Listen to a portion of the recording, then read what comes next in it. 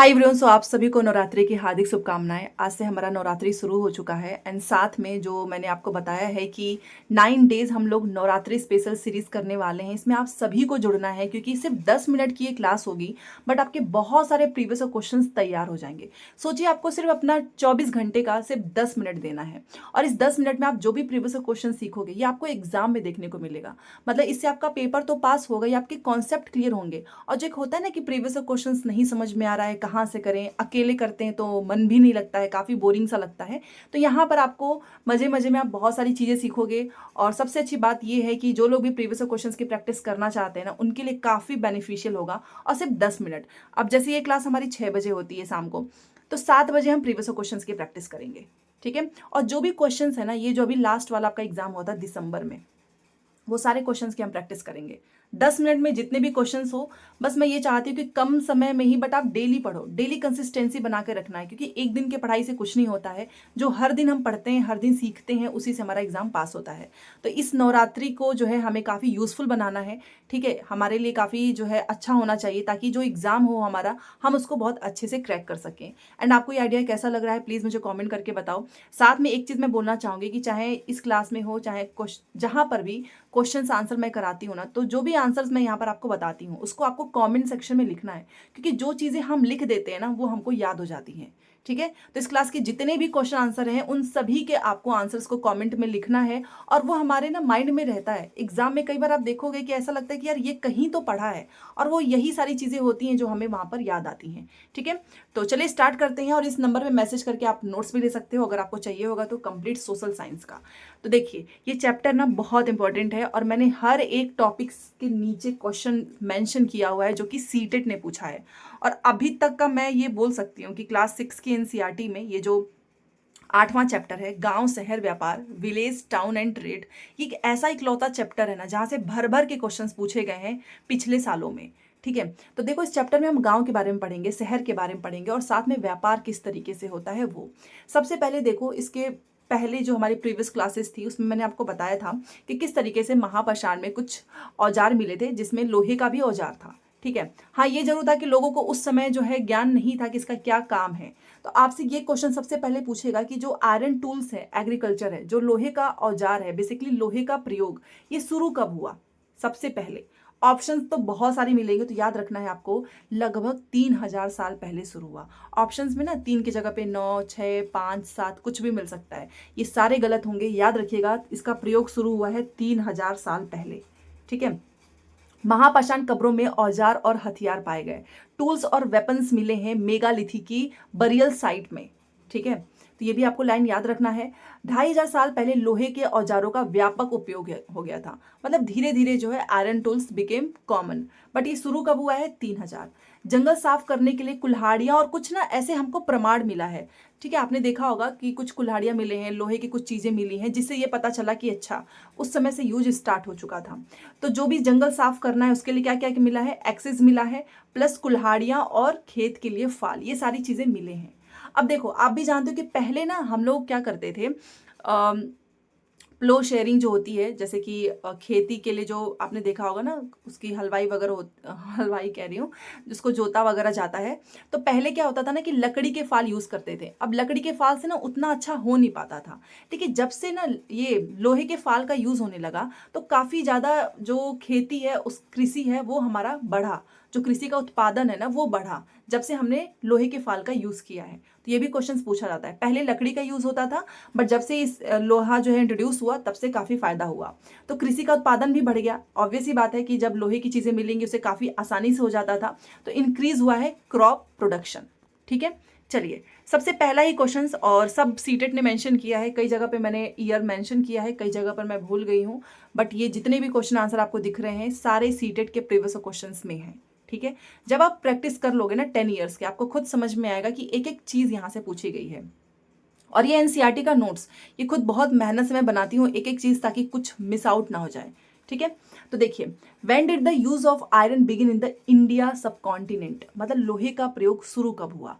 9000, 12000, 6000, उपयुक्त में से एक से अधिक, या फिर कोई भी नहीं।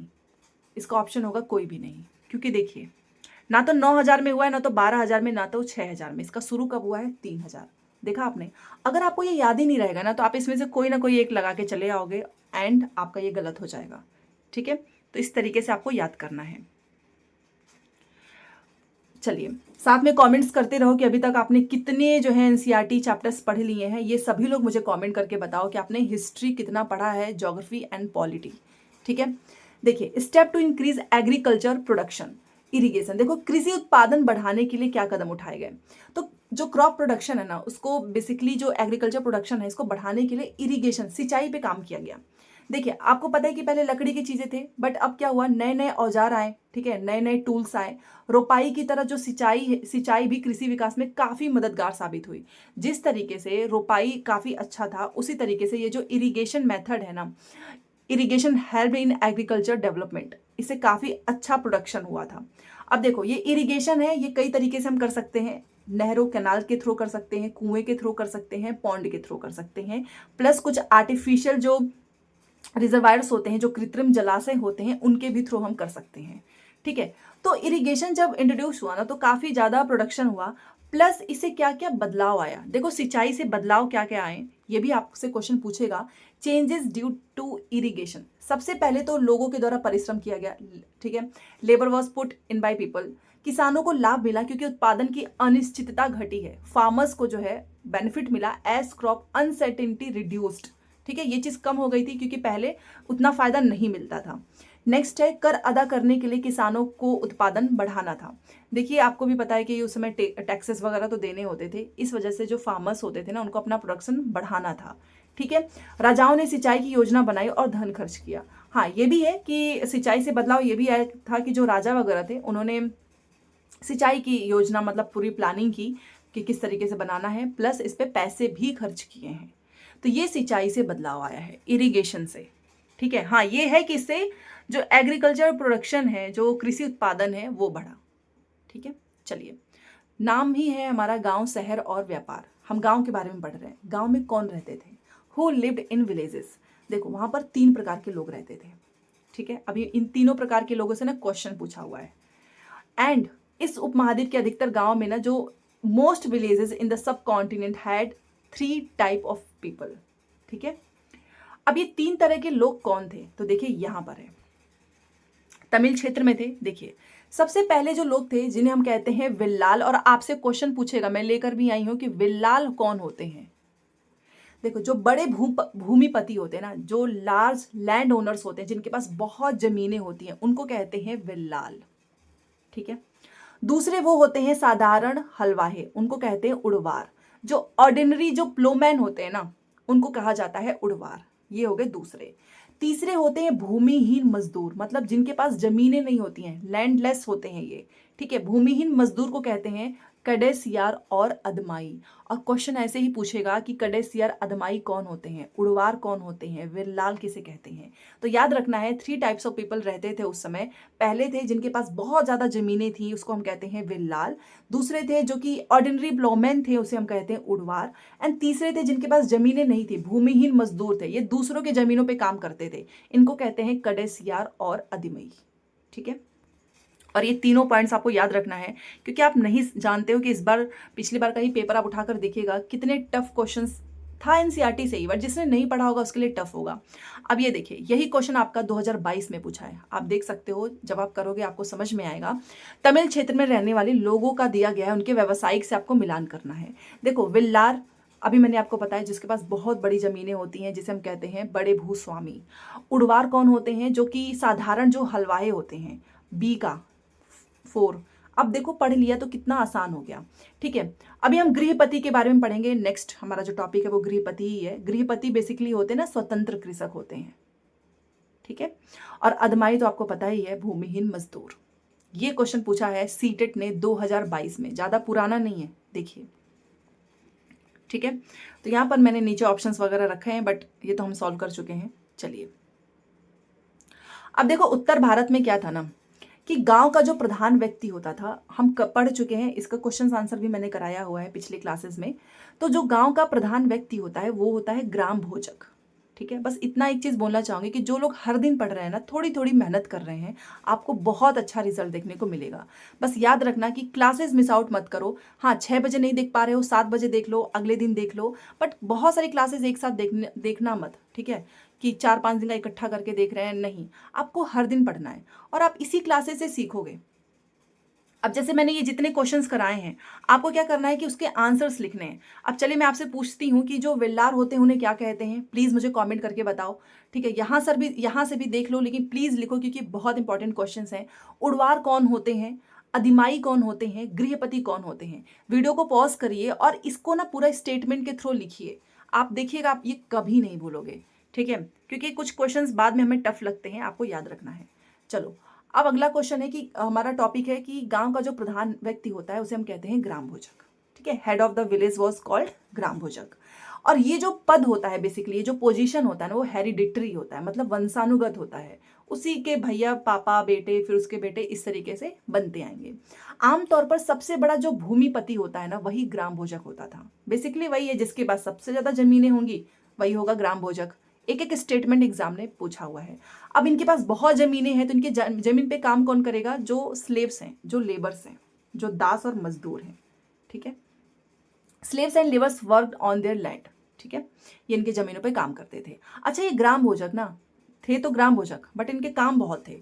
ये क्या करते थे? कर वसूलते थे, न्यायाधीश और कभी कभी पुलिस का भी काम करते थे। ठीक है, तो ये याद रखना है आपको कि ग्राम भोजक कर वसूलना, न्यायाधीश और कभी कभी पुलिस का भी काम करते थे।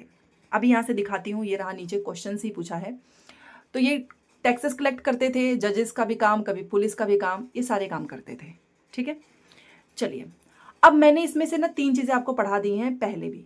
गढ़, इसमें से बताओ, प्लीज कमेंट करके लिखो। जितने लोग, कम से कम अगर 10 लोग भी लिख देंगे ना, तो मैं ये मानूंगी कि यस, आप लोग बहुत ही सीरियसली पढ़ाई कर रहे हो, क्योंकि हम गढ़ के बारे में पढ़ चुके हैं, संघ के बारे में भी पढ़ चुके हैं, श्रेणी के भी बारे में पढ़ चुके हैं। ग्राम भोजक अभी मैंने आपको पढ़ा दिया, ग्राम मुखिया। तो इन चारों को वीडियो पॉज करिए और एक एक आंसर लिखिए, आपको हमेशा याद रहेगा। देखो, फिर से बता देती हूँ, गढ़ जो होते हैं वो बहु सदस्यों वाला दल होता है, संघ होता है संगठन या समूह। ठीक है, ग्राम भोजक ग्राम मुखिया होता है, और जो श्रेणी होता है वो होता है व्यापारिक संगठन।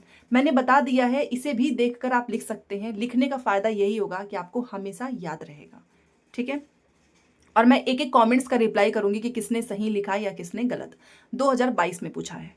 ठीक है, अगला क्वेश्चन देखिए, ये क्वेश्चन भी आपका 2021 में पूछा है। यहाँ पर मैंने डेट मेंशन नहीं किया हुआ है, भूल गई हूँ। तो ये क्वेश्चन देखिए, इसमें लिखा है ना कि भारत के उत्तरी भागों के जो ग्राम प्रधान होते हैं, ग्राम भोजक, अभी हमने पढ़ा ना, इसके बारे में क्या सत्य नहीं है? नहीं पे ध्यान देना है।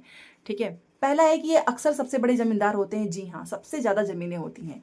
और जो ग्राम भोजक का पद होता है ना, ये वंशानुगत होता है, मतलब उसी के परिवार वाले बनते रहेंगे। ये बात भी सही है, हमें तो गलत बताना है। राजा ने कभी उसका उपयोग कर वसूलने के लिए नहीं किया, नहीं किया, गलत है। ग्राम भोजक बेसिकली जो है होते हैं, इनका काम क्या होता था? ये तो टैक्स भी वसूलते थे, ये तो जजेस भी बन जाएंगे, ये तो पुलिस का भी काम करते थे। और ये लिख रहा है कि इसने नहीं किया, ये तो गलत है। आमतौर पर उसके पास जमीन पर खेती करने के लिए दास और लेबर्स होते थे। जी हाँ, अभी हमने पढ़ा। तो ऑप्शन नंबर 3। ठीक है, इतने बड़े बड़े अक्षरों में मैंने यहाँ पर लिखा है कि ये जो है बहुत सारे काम करते थे। कर वसूलना, न्यायाधीश, पुलिस का काम करते थे।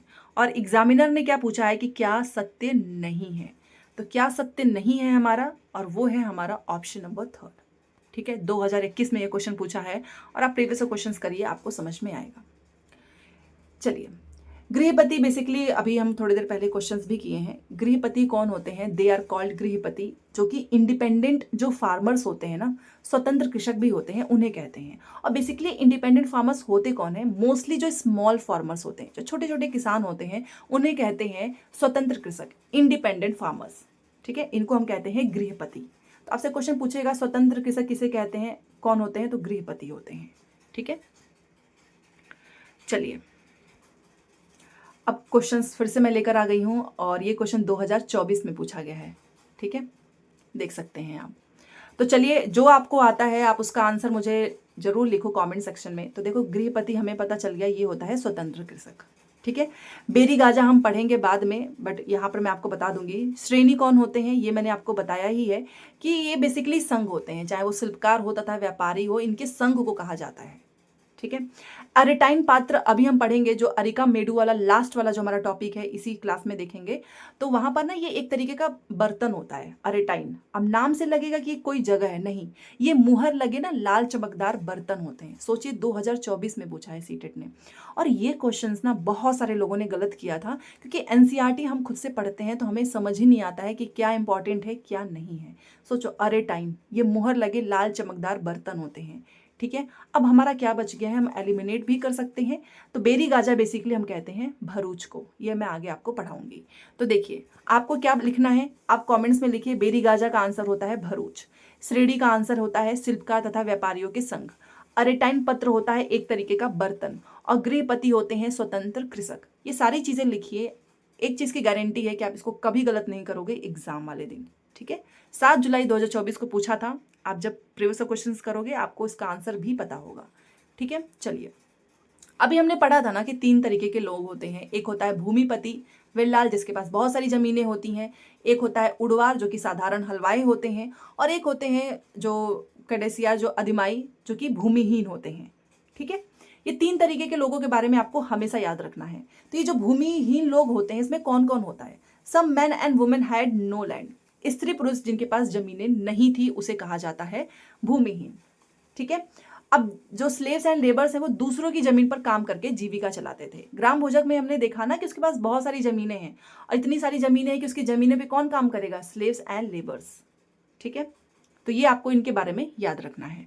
चलिए, अब इससे रिलेटेड 2 क्वेश्चन सीटेट ने पूछा है, ये 7 जुलाई को पूछा था। ग्रामीण भारत में एक बड़ी संख्या में जो लोग भूमिहीन हैं जबकि उनकी जीविका का मुख्य स्रोत कृषि है, उन्हें क्या कहा जाता है। अब आप बताइए। भूमिहीन को मैंने अभी आपको थोड़ी देर पहले बताया है। देखती हूँ कितने लोग इसका आंसर मुझे कमेंट करके बताते हैं। अभी जस्ट बताई हूँ भूमिहीन को क्या कहा जाता है। प्लीज कमेंट करके बताओ। 7 जुलाई 2024 को एक क्वेश्चन पूछा हुआ है। ठीक है। चलिए, आपने बता भी दिया होगा। तो सीमांत किसान नहीं, सीमांत किसान मार्जिनल फार्मर्स। देखो मैंने आपको बताया था कडेसियार अदमाई, और इसके ना और भी कुछ लोकल्स नेम है जो कि इसमें आपका क्लियर हो जाएगा। ठीक है। जैसे कि ये वाला जो हमारा टॉपिक था, एक सेकंड मैं आपको ये बताना चाहूंगी, क्योंकि ये क्वेश्चंस ना सिर्फ 2024 में नहीं, पता नहीं कितनी बार पूछा है। ये रहा, जो भूमिहीन मजदूर हैं इनको कडेसियार अधिमाई कहते हैं, और इनको लोकल में भी कुछ कहते हैं, लोकल लैंग्वेजेस में भी कहते हैं। ये तीनों पॉइंट्स तो आपको याद रखना है। ठीक है। तो कई बार ऑप्शंस में आपको कडेसियार अधिमाई मिलेगा, और कई बार ना उसका फॉर्म चेंज कर देगा। और इसीलिए मैं ये क्वेश्चंस लेकर आई हूं ताकि मैं आपको बता सकूं कि जो भूमिहीन मजदूर हैं उनको क्या कहते हैं। चलिए देखिए, सीमांत किसान नहीं कहते हैं, मार्जिनल फार्मर्स, इनके पास तो जमीनें होती हैं। ठीक है। भूमिहीन के पास तो जमीनें ही नहीं होती हैं। प्रवासी श्रमिक मजदूर होते हैं, माइग्रेंट लेबर्स होते हैं। जी हाँ, इनके पास अपनी जमीन नहीं होती है, दूसरों की जमीन पे काम करने के लिए माइग्रेंट कर जाते हैं, मतलब एक जगह से दूसरी जगह चले जाते हैं। तो ये भी हम कहते हैं इनको। कृषि मजदूर, एग्रीकल्चर लेबर्स, यस, मजदूर लिखा है नाम के ही आगे, आप इससे भी क्लियर कर सकते हो कि मजदूर का मतलब क्या होता है। आप मुझे बताइए। मजदूर का मतलब यही है ना कि जो दूसरे की जमीनों पे काम कर रहा है। ठीक है। दूसरों के लिए काम कर रहा है। तो आप इससे भी ना तुरंत आइडिया लगा सकते हो कि लैंडलेस जो होते हैं उनको कहा जाता है, एक तो मजदूर ही कहते हैं, प्रवासी श्रमिक मजदूर, और दूसरा है कृषि मजदूर। छोटे किसान मजदूर नहीं होते हैं। हाँ, इनके पास थोड़ी छोटी मोटी लैंड्स होती हैं, बट ये अपना होता है खुद का। तो बी एंड सी होगा इसका राइट आंसर। ठीक है। चलिए, तो यहां पर मैंने ऑप्शंस भी दिए हुए हैं 1 2 3 4। ठीक है। एक्चुअली 3 ही ऑप्शंस था, बट यहाँ पर दोनों जगह पे 2 2 हो गया, तो 1 2 आप इतना तो समझ ही सकते हो। ऑप्शन नंबर यहाँ पर लिखा है, 4 भी लिखा हुआ है, बी एंड सी। तो हमारा राइट आंसर हो जाएगा सिर्फ और सिर्फ बी और सी ही सही होगा। बी एंड सी मतलब जो मजदूर, नाम में ही लिखा हुआ है मजदूर। ठीक है। तो आप इससे आइडिया लगा सकते हो कि जो भी भूमिहीन है वो कौन होते हैं, वो माइग्रेंट लेबर्स होते हैं, एग्रीकल्चर लेबर्स होते हैं। ठीक है।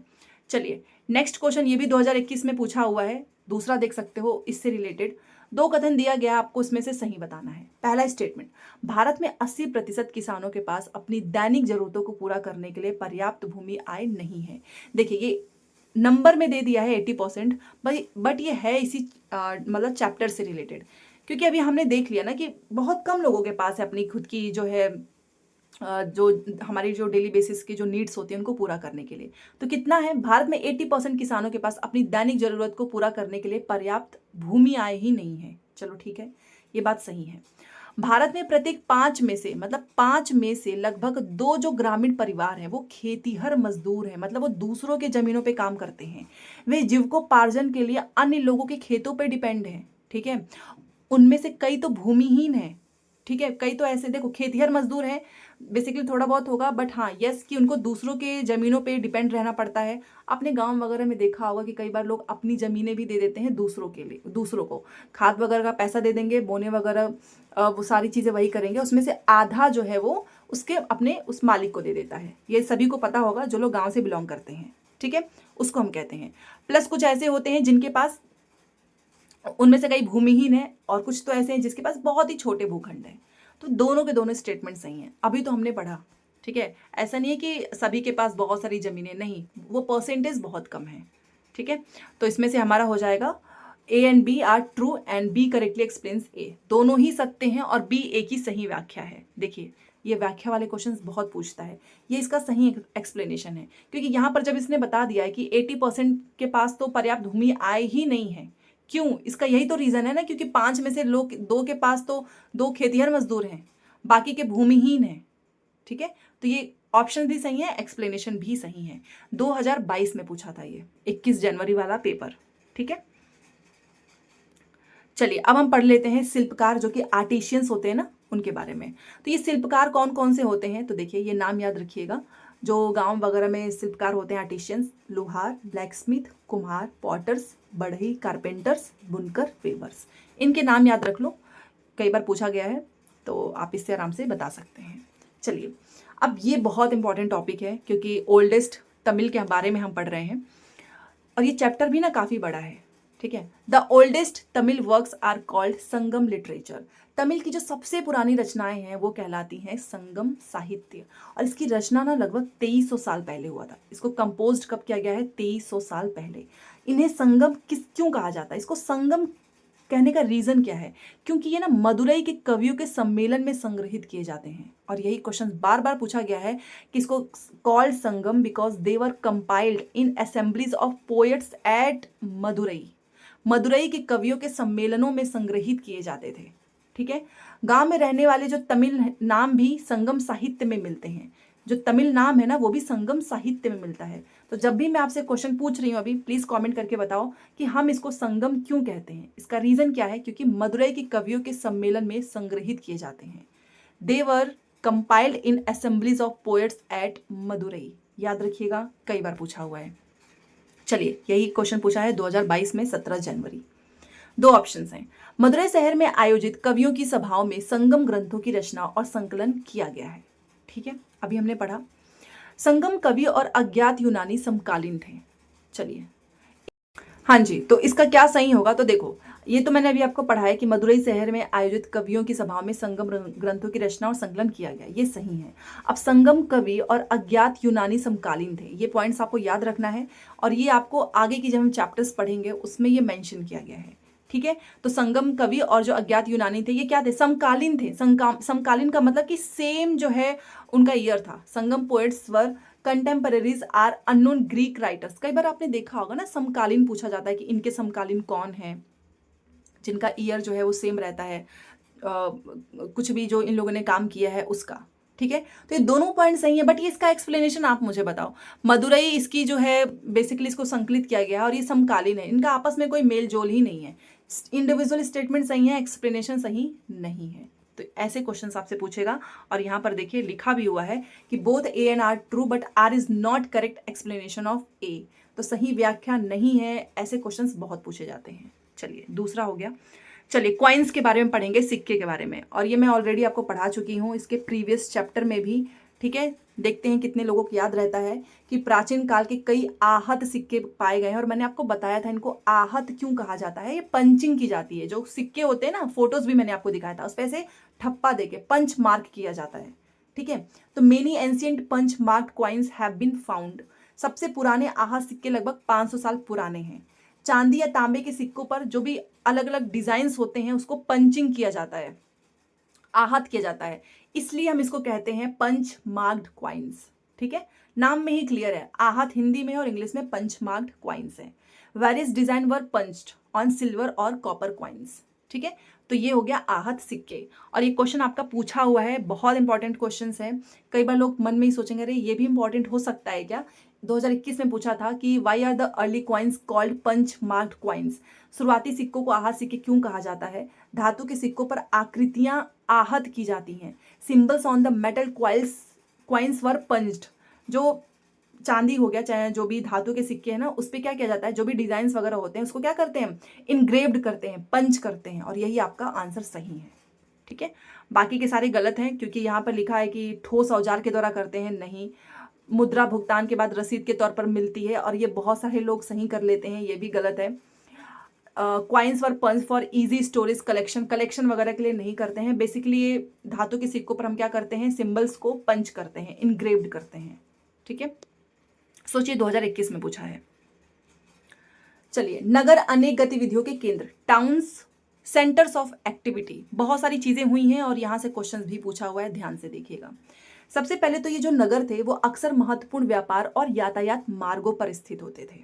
ठीक है, मथुरा के बारे में बात हो रही है। मथुरा लगभग 2500 साल से एक महत्वपूर्ण नगर रहा है। मथुरा के बारे में ये सेम लाइन पूछा था, इसको क्या कर दिया था, मिसमैच कर दिया था। तो ये लाइन तो रट लो या तो कमेंट सेक्शन में लिखो, अभी मैं क्वेश्चंस भी दिखाऊंगी। मथुरा जो है उत्तर पश्चिम से पूरब और उत्तर से दक्षिण जाने वाले मार्गों पर था। और पश्चिम की जगह पे लिख देगा पूरब, ठीक है, और दक्षिण की जगह पे लिख देगा पश्चिम। इस तरीके से करता है। तो आपको याद रखना है, Mathura was on routes from north west to east and north to south. तो उत्तर पश्चिम से पूरब और उत्तर से दक्षिण जाने वाले मार्गों पर था कौन, मथुरा। शहर के चारों ओर जो है फोर्टिफिकेशंस हुई थी, कई मंदिर भी थे, मतलब किलेबंदी की गई थी।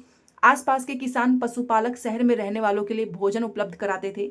जो फार्मर्स वगैरह होते थे वो सप्लाई करते थे food to the town residence. Mathura मूर्ति निर्माण का केंद्र था। तो मथुरा बेसिकली किसके मार्गों पे था, तो उत्तर पश्चिम से पूरब, उत्तर पश्चिम पूरब, इस तरीके से याद कर लो। फिर ये उत्तर से शुरू कर दो, उत्तर से दक्षिण, तो कभी नहीं भूलोगे। देखो, आपको पता है पूरब से पश्चिम होता है, मतलब हम पहले पूरब बोलते हैं फिर पश्चिम बोलते हैं। तो यहाँ पर आप पश्चिम से पूरब बोल दो और यहाँ पर उत्तर को कॉमन कर दो। ठीक है, उत्तर हो गया पश्चिम से पूरब, फिर इस उत्तर को यहाँ पर लेकर और उत्तर के बाद क्या आता है, दक्षिण। ठीक है, सेम इसी तरीके से आप इंग्लिश में भी कर सकते हो। नॉर्थ नॉर्थ यहाँ पर कॉमन कर दो, और यहाँ पर आप वेस्ट टू ईस्ट, हम अभी अर्थ के रोटेशंस के बारे में भी पढ़ेंगे तो वहाँ पर इस और अच्छे से समझ में आएगा। ठीक है, ज्योग्राफी की भी मैं बात कर रही हूँ। बेसिकली याद करने का कुछ ना कुछ टेक्निक्स आपको हमेशा रखना है ताकि ज़्यादा रटना ना पड़े। तो नॉर्थ नॉर्थ कॉमन हो गया है एंड वेस्ट टू ईस्ट हो गया है, ये आपको याद कर लेना है। ठीक है, चलिए अब जो क्वेश्चंस भी पूछेगा वो भी मैं आपको दिखाती हूँ। कुछ चीजें याद रखना है कि लगभग 2000 साल पहले यह कुषाणों की दूसरी राजधानी बनी थी। कौन, मथुरा। मथुरा एक धार्मिक केंद्र भी था और यहाँ पर बौद्ध विहार और जैन मंदिर थे। ठीक है, शहर में पाए गए जो अभिलेख हैं, जो इंस्क्रिप्शंस हैं, अक्सर दान, मतलब कि जो डोनेशंस होते हैं, जो धर्मांध गतिविधियां होती हैं, जो चैरिटेबल एक्टिविटीज होती हैं, उसका उल्लेख करते हैं। ठीक है, इन अभिलेखों में राजा, रानी, अधिकारी, व्यापारी, शिल्पकार, इनके द्वारा किए गए दान का भी उल्लेख मिलता है। जो भी इन्होंने डोनेशंस दिए हैं ना, वो भी मेंशन है। ठीक है, फॉर एग्जाम्पल देखिए, जैसे कि सुनार, लोहार, बुनकर, टोकरी बनाने वाले, माला बनाने वाले, इत्र बनाने वाले, इन सभी का उल्लेख मिलेगा आपको। ठीक है, चलो अब मथुरा से रिलेटेड जो क्वेश्चन पूछा हुआ है 2022 में पूछा था। ठीक है, जो जनवरी में पेपर हुआ था। दो स्टेटमेंट है। पहले तो मथुरा यातायात और व्यापार के दो मार्गों, उत्तर से पूरब और दक्षिण से पश्चिम को जोड़ने की दृष्टि से महत्वपूर्ण था। मैंने आपको क्या याद कराया था कि यहाँ पर भी उत्तर कॉमन करो और यहाँ पर भी उत्तर कॉमन करो, बट ये तो दक्षिण लिख दिया, ये गलत हो गया। फिर मैंने आपको क्या बताया था कि यहाँ पर हमको क्या लिखना है, पश्चिम से पूरब, और यहाँ पर क्या होगा आपका, उत्तर से दक्षिण। देखा आपने, याद करने का तरीका ये गलत है क्योंकि इन्होंने एकदम उल्टा लिख दिया। यहाँ पर आपका क्या होना चाहिए था, उत्तर से पश्चिम पूरब, और यहाँ पर क्या होना चाहिए था, उत्तर से दक्षिण। देखिए एक बार और देख लीजिए, मतलब उत्तर से नहीं, उत्तर पश्चिम से पूरब और उत्तर से दक्षिण। ठीक है, तो ये आपको याद रखना है, नहीं तो आप हमेशा गलत करोगे। अगर इसमें से वगैरह कुछ भी मिस आउट हो जाता है, बट ये चीज याद रखना है कि उत्तर पश्चिम से पूरब और उत्तर से दक्षिण। और जो मैंने आपको चीज बताई थी कि आप उसको कॉमन कर सकते हो, आपको यहाँ पर भी उत्तर सोचना है, यहाँ पर भी उत्तर, अपने आप आपको समझ में आ जाएगा कि ये ऑप्शन ही गलत है, क्योंकि यहाँ पे क्या होना चाहिए था, उत्तर पश्चिम से पूरब होना चाहिए था और यहाँ पर होना चाहिए था उत्तर से दक्षिण। ठीक है, चलिए तो ये तो गलत ही है, बस एक ही सही है कि मथुरा बेहतरीन मूर्तियां बनाने का केंद्र था। सिर्फ और सिर्फ 20 स्टेटमेंट सही है, 2022 में पूछा है। चलिए अब कुछ क्राफ्ट्स एंड कुछ आर्टिशंस के बारे में पढ़ते हैं। अभी थोड़ा सा इसका जिक्र भी हुआ था, जो शिल्पकार हैं, शिल्प हैं। तो प्राचीन स्थलों से मिट्टी के जो पतले और सुंदर बर्तन मिले हैं, जिन्हें हम उत्तरी काले चमकीले पात्र कहते हैं।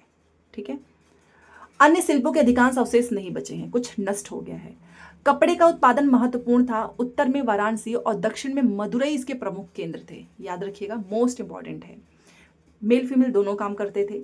अनेक शिल्पकार तथा व्यापारी अपनी अपनी संघ बनाते थे, जिन्हें कहते हैं श्रेणी। और कितनी हजारों बार मैं ये आपको क्वेश्चन बता चुकी हूँ कि श्रेणी होता क्या है। ये जो शिल्पकार जो व्यापारी हैं, उन्हीं के संघ को कहते हैं श्रेणी। अभी ऑप्शंस भी मैं आपको दिखाई थी। ठीक है, तो यहीं से तो ये लोग ऑप्शंस बनाते हैं कि श्रेणी कौन होते हैं। शिल्पकार और व्यापारी के जो संघ होते हैं ना, उन्हीं को कहा जाता है। ठीक है, शिल्पकारों की श्रेणियां प्रशिक्षण देना मतलब ट्रेनिंग देना, कच्चा माल उपलब्ध कराना मतलब रॉ जो मटेरियल है वो सप्लाई करना, और तैयार माल जो फिनिश्ड गुड्स हैं उनका डिस्ट्रीब्यूशन करने का काम करती थी। ठीक है, ये शिल्पकार मतलब बेसिकली इनका जो संघ होता था ना शिल्पकारों का, वो ये सारे काम करते थे। व्यापारियों की श्रेणियां क्या करती थी, व्यापार का संचालन करती थी। देखो, शिल्पकार की श्रेणियों का काम क्या होता था, शिल्पकार की श्रेणियों का काम ट्रेनिंग देना है, रॉ मटेरियल उपलब्ध कराना है, तैयार माल का वितरण करना है। जो व्यापारी हैं, इनकी श्रेणियों का क्या काम होता था, व्यापार का संचालन, मैनेज्ड ट्रेड। तो दोनों के काम अलग हैं। ठीक है, अब ये जो श्रेणियां हैं, ये बैंकों की तरह काम करती थी, जहां लोग पैसे जमा रखते थे और उसका निवेश लाभ के लिए लिया जाता था। ठीक है, it was invested for profit. Basically ये बैंक्स की तरह होती थी। ठीक है, अच्छा, जो प्रॉफिट मिला है उसका कुछ हिस्सा जमा करने वालों को लौटाया जाएगा। मान लो मैंने पैसा जमा करा है तो मुझे लौटाया जाएगा। बाकी का मठ और धार्मिक संस्थानों को डोनेट कर दिया जाता था। ठीक है, तो एक एक पॉइंट्स यहां से पूछा गया है। चलिए, अरिका मेडू, और ये एग्जाम में क्वेश्चन पूछा था, लेटेस्ट ही है, जुलाई वाले में पूछा था। तो बहुत सारे लोग सोच ही नहीं पाए थे कि अरिका मेडू है क्या। और यहाँ से क्वेश्चन पूछा था कि क्या अरिका मेडू पुदुचेरी में स्थित है, तो जी हाँ। और इसलिए आपको ध्यान से पढ़ना है कि अरिका मेडू पुदुचेरी में स्थित था। लगभग 2200 से 1900 साल पहले एक पतन था। ठीक है, तो ये कहाँ पे लोकेटेड है, पुदुचेरी में, and was a port town about this years. ठीक है, तो ये जो है लगभग 2200 से 1900 साल पहले क्या था, एक पोर्ट टाउन था। ठीक है, यहाँ दूर दूर से आए जहाजों से सामान उतारा जाता था। जो भी गुड्स वगैरह आते थे, इनको यहाँ पर अनलोड किया जाता था from ships and coming from distance places. ठीक है, दूर से आने वाले वस्तुओं का। यहाँ ईंटों से बना एक ढांचा मिला है, जो कि संभवतः गोदाम रहा होगा। तो इससे एक वेयर हाउस मिला है। ठीक है, ईंटों का। एंड अब यहाँ पर दो क्वेश्चंस आप ध्यान दीजिएगा, एक आपका एनफोरा और दूसरा है एरेटाइन। एरेटाइन अभी हमने पढ़ा। देखो, एनफोरा क्या है, बेसिकली एक वेसल्स है। मध्य सागरीय क्षेत्र के एनफोरा जैसे पात्र मिले हैं, जिनमें शराब मतलब जो लिक्विड्स हैं, लाइक जो है वाइन या फिर ऑयल, ये जैसे तरल पदार्थ रखे जा सकते थे, और दोनों तरफ इसमें हैंडल लगा होता था।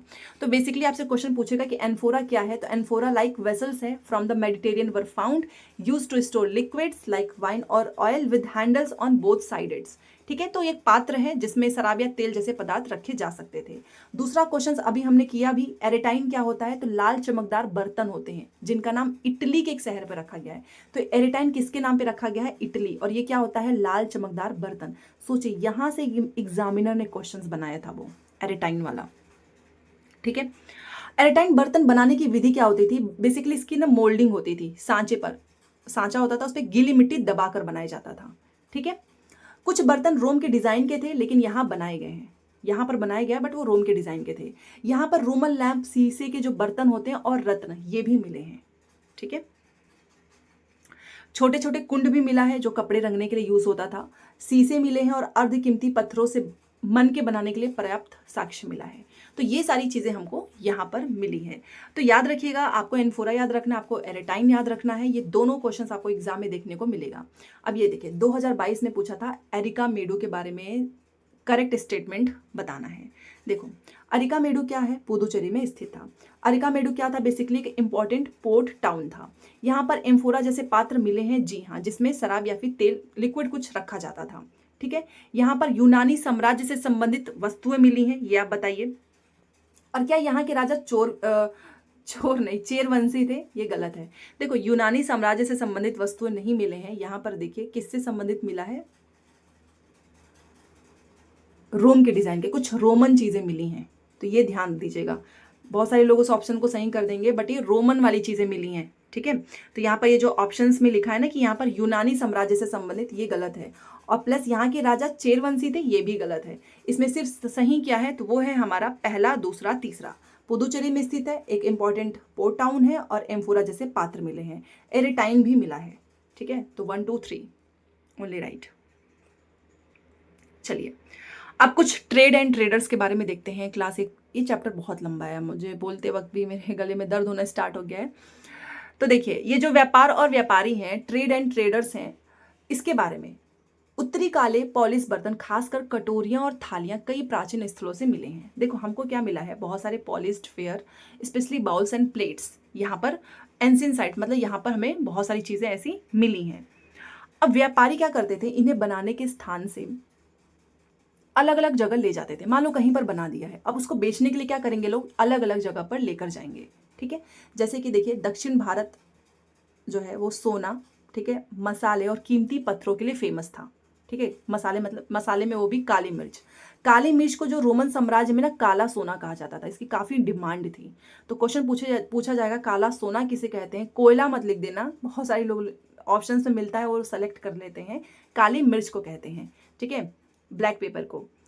व्यापारी सामान को समुद्री जहाजों और सड़कों से रोम तक पहुंचाते थे। जो ट्रेडर्स थे ना, वो गुड्स क्या करते थे, ट्रांसपोर्ट करते थे, रोम तक पहुंचाते थे समुद्री जहाज और सड़क से। दक्षिण भारत में मिले रोमन के सिक्के बताते हैं कि रोम के साथ सक्रिय व्यापार था। अच्छा, जो हमारा दक्षिण भारत है वहां पर कुछ रोमन गोल्ड क्वाइंस मिले हैं। इसका मतलब क्या है कि रोम के साथ हमारा व्यापार अच्छा खासा था, ठीक है। चलिए अब ये क्वेश्चन आपका 2013 में पूछा है, बहुत ढूंढ के लाई थी इससे रिलेटेड क्वेश्चंस। तो रोमन साम्राज्य में काली मिर्च का इतना महत्व था कि इसे हम क्या कहते थे, काला सोना, ठीक है, ब्लैक गोल्ड इसे हम कहते थे। Option number 4। अगेन इससे रिलेटेड क्वेश्चन पूछा है 2022 में भी। ए और आर को पढ़ो और चूज द करेक्ट ऑप्शंस। पहला है कि रोमन साम्राज्य ने दक्षिण भारत में व्यापार किया। जी हाँ, क्योंकि हमको गोल्ड कॉइन्स मिले हैं, ठीक है, ये ऑप्शन एकदम सही है। दक्षिण भारत में रोमन के सिक्के मिले हैं, जी हाँ, और ये दिखाता है कि हमारा उनके साथ अच्छा खासा व्यापार था। दोनों स्टेटमेंट सही है, इसमें कुछ भी गलत नहीं है, ठीक है। चलिए आगे बढ़ते हैं, और इसका स्टेटमेंट तो एकदम ही सही है, क्योंकि दक्षिण भारत में व्यापार किया, इसका यही रीजन है ना। क्यों, हमें ये कैसे पता चला, क्योंकि वहां पर रोमन सोने के सिक्के मिले हैं, ठीक है, इसलिए स्टेटमेंट भी सही है, एक्सप्लेनेशन भी सही है। तो एनसीईआरटी पढ़ने के बाद मैं एक चीज़ की तो गारंटी दे सकती हूँ कि आप एक क्वेश्चंस भी नहीं गलत करोगे, मतलब 40 नंबर प्योरली आप स्कोर कर सकते हो, ठीक है। चलिए अब संगम के बारे में अभी हम पढ़ रहे थे, और जो है क्यों हम इसको संगम कहते हैं, ये सारी चीज़ें मैंने आपको बताई थी। बट यहाँ पर ये क्वेश्चन पूछा था कि संगम कविताओं में व्यापार के प्रमाण मिले हैं, कुछ पोएम्स हैं, और ये पोएम्स तो आप याद कर लो, क्योंकि ये पोएम से क्वेश्चन बना दिया है 2021 में। देखिए पोएम्स में क्या है कि हिमालय से क्या मिला है, रत्न और सोना, जेम्स एंड गोल्ड। दक्षिण की पहाड़ियों से क्या मिला है, चंदन की लकड़ियां, सैंडलवुड फ्रॉम सदर्न हिल्स, ठीक है। दक्षिण सागर के मोती और पूर्वी सागर के मूंग, कावेरी और गंगा की फसलें, ये बेसिकली व्यापार को दिखाता है। श्रीलंका से खाद्यान्न, फूड फ्रॉम श्रीलंका, म्यांमार के मिट्टी के बर्तन और दुर्लभ कीमती आयात, ठीक है। तो ये पोयम था, इस तरीके का पूरा ये लाइन लिखा आया, ठीक है। उसके बाद से आपसे एक क्वेश्चन पूछा था, देखो ये तो आपका एनसीईआरटी में पूरा ऐसा लिखा ही हुआ है, और इससे रिलेटेड जो क्वेश्चन पूछा था वो ये रहा 2021 में, सेम ऐसे ही पूछा हुआ था। लिखा है कि संगम की कविता पर ध्यान दो। संगम कविता है कि समुद्री जहाजों पर लाए गए तेज तटीय घोड़े, गाड़ियों पर काली मिर्च की गठरियां, हिमालय से मिले रत्न और सोना, दक्षिण की पहाड़ियों से चंदन की लकड़ियां, इस तरीके से चीजें लिखी हुई हैं। अब क्वेश्चन क्या पूछा है कि प्राचीन भारतीय इतिहास के किस पहलू का ये साक्ष्य प्रदान करता है। What aspect of ancient Indian history does this evidence indicate. आप बताओ किसके साक्ष्य को ये दिखा रहा है। नए प्रश्न, नए विचार, बिल्कुल भी नहीं। ये अर्ली मैरीटाइम ट्रेड को दिखा रहा है, प्रारंभिक समुद्र तटीय व्यापार को दिखा रहा है, सिल्क रूट को बिल्कुल भी नहीं, ठीक है। और ना ही ये कोई बौद्ध धर्म के समय का जो ग्रामीण जीवन है, नहीं। ये क्या दिखा रहा है, आपका अर्ली मैरीटाइम ट्रेड। और जिसने ये पोएम ध्यान से पढ़ा होगा तो आप देखो ना, समुद्री जहाजों पर लाए गए तेज तटीय घोड़े, ये बेसिकली किसको दिखा रहा है, अर्ली मैरीटाइम ट्रेड को, ठीक है, समुद्र तटीय व्यापार। एक और क्वेश्चन इससे पूछा है जो कि मैंने यहाँ पर मेंशन नहीं किया है। एक क्वेश्चन ये पूछा था कि हिमालय से क्या मिला है, तो रत्न और सोना मिला है। चंदन की लकड़ियां कहाँ से मिली है, दक्षिण के पहाड़ियों से मिला है। ऐसे भी क्वेश्चंस बनाए हैं, ठीक है। तो ये सारे पॉइंट्स आपको याद रखना है। देखो अगर आप नोट्स बना रहे हो तो ठीक है, अदरवाइज आपके पास अगर मेरा नोट्स है तो उसमें मैंने सब कुछ मेंशन किया है, आपको कुछ भी लिखने की जरूरत नहीं है। आप ले भी सकते हो, कमेंट सेक्शन में मैंने अपना फ़ोन नंबर दिया हुआ है, उस पर व्हाट्सअप करना है आपको, ठीक है। चलिए, समुद्री मार्ग और व्यापार। व्यापारियों ने कई समुद्री रास्ते खोजे, कुछ रास्ते समुद्र किनारे चलते थे, कुछ अरब सागर और बंगाल की खाड़ी पार करते थे। नाविक मानसूनी हवा का फायदा उठाकर यात्रा जल्दी पूरी करते थे। अफ्रीका या फिर अरब के पूर्वी तट से भारत के पश्चिम तट तक पहुंचने के लिए नाविक दक्षिण पश्चिम मानसून के साथ यात्रा करते थे। लंबी यात्राओं के लिए मजबूत जहाजों का निर्माण किया जाता था। यहाँ से भी क्वेश्चन पूछा गया है कि किस तरीके से वो यात्राएं करते थे, तो ये आप याद कर लीजिएगा। समुद्र तटे से कुछ लगे राज्य हैं जिनसे क्वेश्चन पूछता है। सबसे पहले, दक्षिण भारत में सबसे बड़ा तटीय क्षेत्र, कई पहाड़, पठार और नदी के मैदान हैं, ठीक है। क्वेश्चन ये पूछेगा कि कावेरी का मैदान क्या सबसे ज्यादा उपजाऊ है? जी हाँ, कावेरी का मैदान सबसे ज्यादा उपजाऊ है, ठीक है। मैदानी और तटीय इलाकों के जो सिंहासनदार हैं और राजाओं ने धीरे धीरे संपत्ति और शक्तियां बढ़ाई, ठीक है। बेसिकली जो चीफ्स एंड जो किंग्स हैं ना, इन्होंने क्या किया, धीरे धीरे अपने वेल्थ एंड पावर को बढ़ाया है। संगम कविताओं में मुवेंदार का उल्लेख मिलता है। ये मुवेंदार कौन होते हैं? वो होते हैं 3 प्रमुख शासक परिवार, चोल, चेर, पांड्या। क्वेश्चन पूछा था कि मुवेंदार का उल्लेख, मतलब मुवेंदार कौन होते हैं, तो वो है चोल, चेर, पांड्या, ठीक है। अब इन सभी के ना 2-2 सत्ता केंद्र होते हैं। ये देखिए, ये जो चोल, चेर, पांड्या है, इनके क्या है, 2-2 सत्ता केंद्र हैं। जैसे एक तटीय हो सकता है और एक हो सकता है अंदरूनी, मतलब एक कोस्टल और एक इनलैंड। अब इनके कुछ प्रमुख केंद्र हैं। अगर मैं इस चोलों की बात करूं तो चोलों का जो पतन है, ठीक है, बेसिकली जो पोर्ट टाउन है वो है कावेरी पट्टनम, और जो पांड्यों का है, पांड्या की राजधानी मदुरई है। तो क्वेश्चन याद रखिएगा कि इनके जो प्रमुख केंद्र है, चोल का क्या है, कावेरी पट्टनम है, और पांड्यों का क्या है, मदुरई। ये दोनों पॉइंट्स याद रखिए, ठीक है। जो मुखिया होते हैं वो नियमित कर की बजाय गिफ्ट मांगते थे। कभी सैनिक अभियान करके शुल्क वसूलेंगे, ऐसे निकल लिया है सैनिक अभियान पे, गांव गांव में घूमकर वहां पर क्या कर लिया है, पैसा वसूल कर लिया। और उसके से जो पैसा मिलेगा उसको बांटेंगे सिपाहियों में, अपने जो सपोर्टर्स हैं, अपने जो रिलेटिव्स हैं, अपने जो पोएट्स हैं, इसमें इनको बांटेंगे। संगम कवियों ने शासकों की प्रशंसा में कविताएं भी लिखी हैं, ठीक है। उनमें ज्वारा, सोना, घोड़े, हाथी, रथ, सुंदर, ये सारे कपड़े दिए जाते थे। अब इनको मिलता था भाई, ठीक है। इनकी प्रशंसा में ये लोग कविताएं लिखते थे। लगभग 200 साल बाद पश्चिम भारत में सातवाहन का प्रभाव बढ़ा, ठीक है। सातवाहन याद रखिएगा, बहुत इंपॉर्टेंट है। और सातवाहन के जो प्रमुख राजा हैं वो हैं गौतमी पुत्र श्री सातकर्णी, ठीक है। सातवाहन दक्षिणापथ के शासक होते थे। श्री सातकर्णी ने पूर्वी, पश्चिमी और दक्षिणी तटों पर अपनी सेनाएं भी भेजी हैं। तो ये जो जिनसे रिलेटेड मैं क्वेश्चंस नहीं लेकर आई हूँ, इसका मतलब ये नहीं कि वो इंपॉर्टेंट नहीं है, ठीक है। बट हाँ, एक क्लास में कितना ही करा दूंगी मैं, क्योंकि क्लास बहुत लंबी हो जाएगी फिर।